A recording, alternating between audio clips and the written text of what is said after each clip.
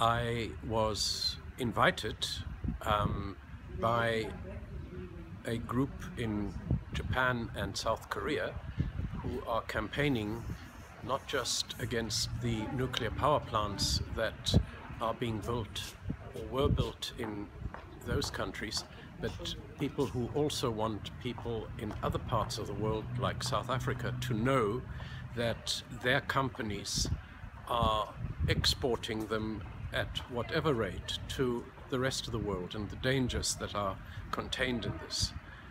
What I learned when I went there was that you have 3 generations of Japanese and South Korean people, North Koreans effectively as well, who have been the victims of nuclear radiation in one way or another, affecting the health of those people. And they said, please go home with this message. Make it clear that we don't just have the situation of the people of Hiroshima who were killed, and of course on the perimeter, who were physically and otherwise very, very seriously affected. It is those on the perimeter who lived and who in turn had children that are deeply, deeply affected by the impact of nuclear radiation. And then they took me to the nuclear power plants that recently erupted, such as Fukushima.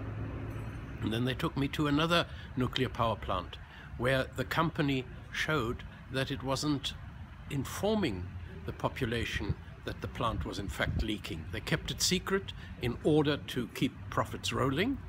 And as the court case against the Fukushima plant develops now, even more important information comes out, and that is that we're not just talking about a plant that had been subjected to a natural disaster, as we have been told, such as a tsunami triggered by an earthquake. No, it turns out that the nuclear power plant at Fukushima was in fact built wrongly in order to maximize profits.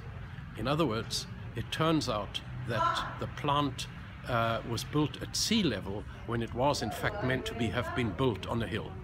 That would have not allowed for the tsunami to wash over the plant. So we're learning and learning that companies either cannot be trusted or should be investigated very, very seriously, because the impact of these plants, when they suddenly leak radioactivity, are a danger to humankind as such. And it's that they sent us home with. They said, we might have been the victims of Hiroshima and Nagasaki, but today it is our own Japanese and Korean companies that are exporting this technology without safety, without security, to other places in the world.